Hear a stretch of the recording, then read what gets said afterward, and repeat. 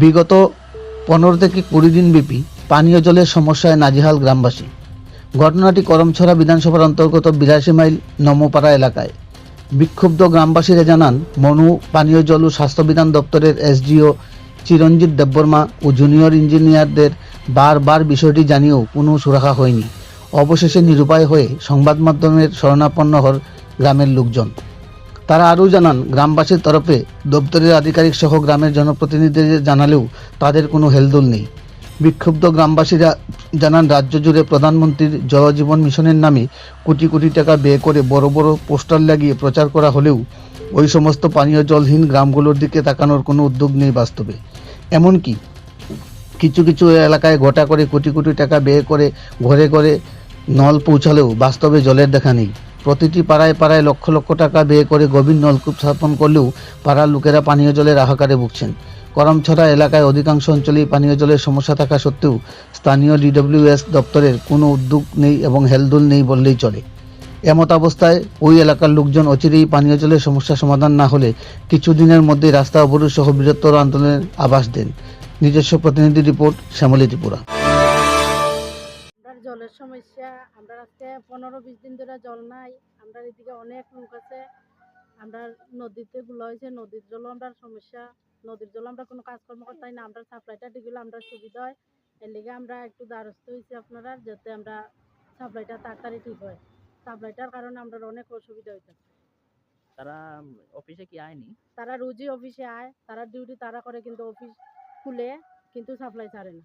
যদি যেখানে হইলো কি হইলো কইলো অফিস মেশিন নষ্ট হয়ে গেছে।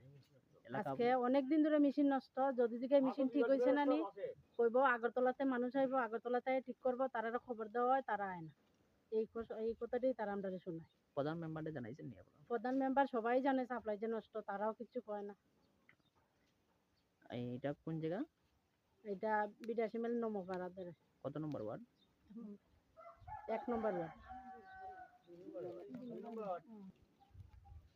আমরা সংবাদ মাধ্যমে দ্বারস্থ হয়েছি যাতে আমরা জলটা তাড়াতাড়ি পাই, এর লিগে।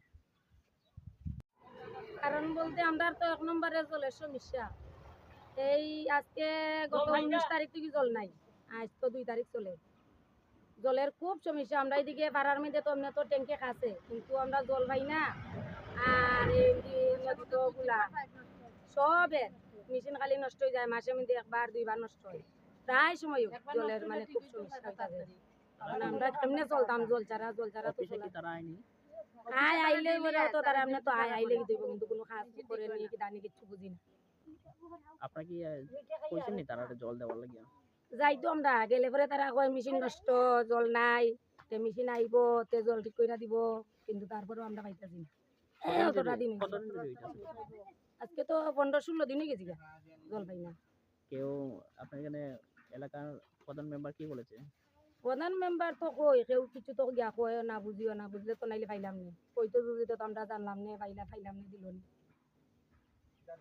আজকে আমরা এই সংবাদতে উপস্থিত হয়েছি বাধ্য, কারণ আমরা যাতে জলটা পাই সঠিকভাবে সবাই।